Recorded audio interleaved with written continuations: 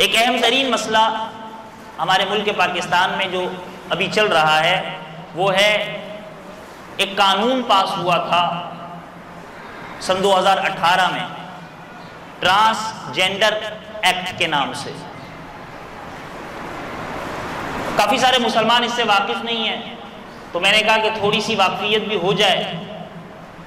اور اس سے معاشرے میں کیا بگاڑ ہو سکتا ہے یا قرآن مجید اور شریعت اس بارے میں کیا کہتی ہے۔ ٹرانسجینڈر ایکٹ جو بنا، پہلی بات تو یہ ہے کہ اس میں جو بظاہر دکھایا گیا وہ یہ دکھایا گیا کہ خواجہ سراؤں، خنثی مخنث، ٹھیک ہے، خواجہ سراؤں کے حقوق کے تحفظ کے لیے ہم قانون بنا رہے ہیں۔ ٹھیک ہے بھائی، بنا لو۔ اب جب 2018 جولائی 2018 میں یہ قانون اسمبلی میں تیار ہوا، ٹھیک ہے، لیگ کی گورنمنٹ تھی اور جتنی بھی لبرل پارٹی ہیں،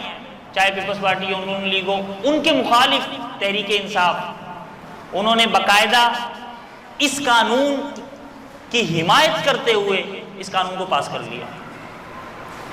لیکن وہ وقت جو تھا انتخابات کا تھا، آپ کو معلوم ہے،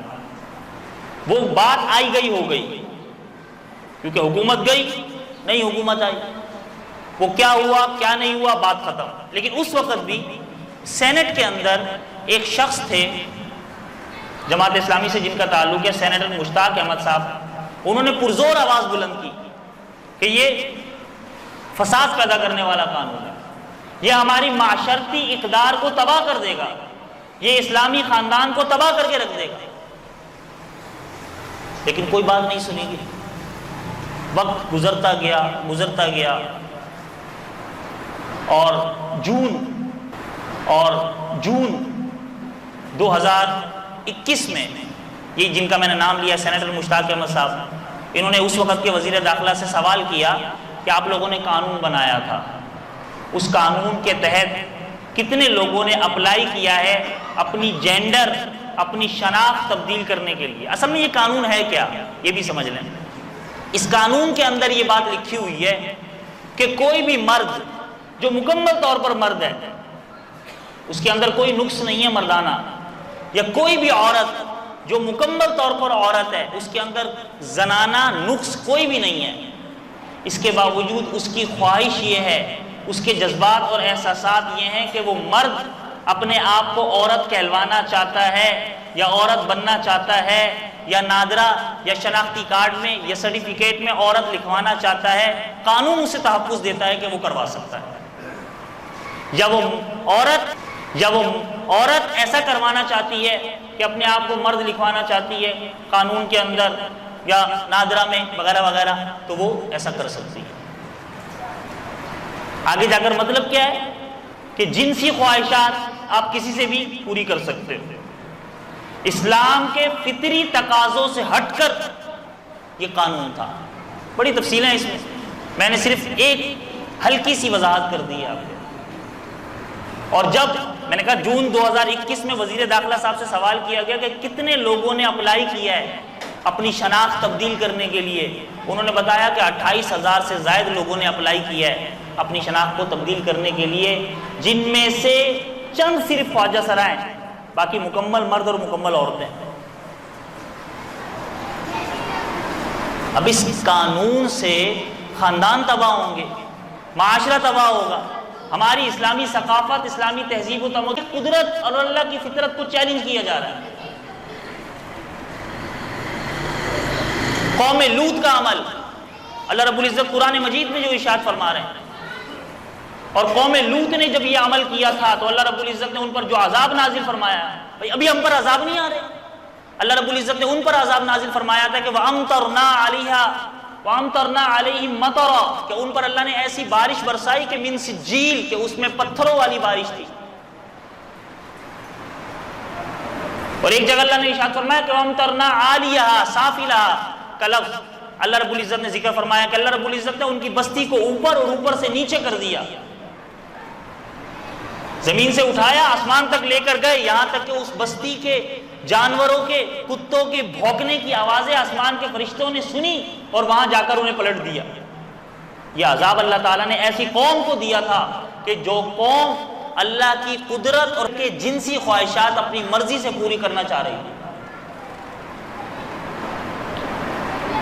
اور ہمارے ملک پاکستان جو اسلامی ملک ہے، اسلامی جمہوریہ پاکستان ہے، اس میں ایسے قوانین پاس کیے جاتے ہیں اور ان پر عمل کرنے کی کوشش کی جا رہی ہے، لیکن اس کے خلاف ہمیں اٹھنا ہوگا۔ کچھ افراد نے اسمبلی میں اس کے خلاف قراردادیں پیش کی ہیں۔ ہم جو کہتے ہیں نا کہ اسمبلیوں میں دینی طبقات کا ہونا چاہیے، دینی افراد کا ہونا چاہیے، وہ اسی وجہ سے کہ ایسے غیر اسلامی قوانین کم از کم پاس نہ ہو۔ یا سندھ اسمبلی کے اندر مفتی قاسم فخری جو تحریک لبیک سے جن کا تعلق ہے، کے پی کے اسمبلی کے اندر جے یو آئی سے تعلق ہے محترمہ کشور صاحبہ، اور پنجاب اسمبلی کے اندر جو ہے رائے حق پارٹی سے تعلق ہے مولانا معاویہ اعظم طارق، اور سینٹ صاحب جو کافی عرصے سے اس کے خلاف کوششیں کر رہے ہیں۔ تو ابھی ان تین افراد جن کا میں نے ابھی پیچھے نام لیا، انہوں نے قرارداد پیش کی ہے کہ اس قانون کو ختم کیا جائے، لیکن وہ کہتے ہیں نا کہ نقار خانے میں طوطی کی آواز کون سنتا ہے؟ جب کوئی دین مخالف کام ہوتا ہے تو ساری پارٹیاں ایک ہو جاتی ہیں، جتنی بھی ہیں مذہبی پارٹیوں کے علاوہ۔ تو ہم تو مسلمان ہیں نا،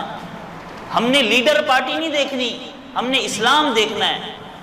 کہ اسلام کی مخالفت کہاں ہو رہی ہے، اسلام کی حمایت کہاں ہو رہی ہے۔ تو میرے بھائیوں دوستوں کو صرف ذکر کرنے کا مقصد یہ تھا کہ ہم سنتے تو آ رہے ہیں لیکن ہو کیا رہا ہے اس کی حقیقت بھی پتا ہو، ہم سب سے پہلے اس کے خلاف آواز اٹھائیں ہر سطح پر جہاں تک بن سکتا ہے، اور جو افراد جو تنظیمیں اس قانون کے خلاف آواز اٹھا رہی ہیں ان کا ساتھ دینے کی کوشش کریں۔ بھئی ہم خود وہاں نہیں پہنچ سکتے، لیکن ایسی تنظیموں کے ساتھ اگر ملیں گے تو ہو سکتا ہے کہ وہ جو ہے مجمع اور کارواں بنتا جائے، اور کارواں جو ہوتا ہے، ایک مجمع جو ہوتا ہے، ایک جماعت جو ہوتی ہے، جو تعداد میں اکثریت بنتی ہے، تو پھر وہ جا کر دباؤ بھی ڈال سکتی ہے۔ تو لہٰذا ہمیں ایسے غیر اسلامی، غیر شرعی، غیر فطری قوانین کی خلاف ورزی کرنا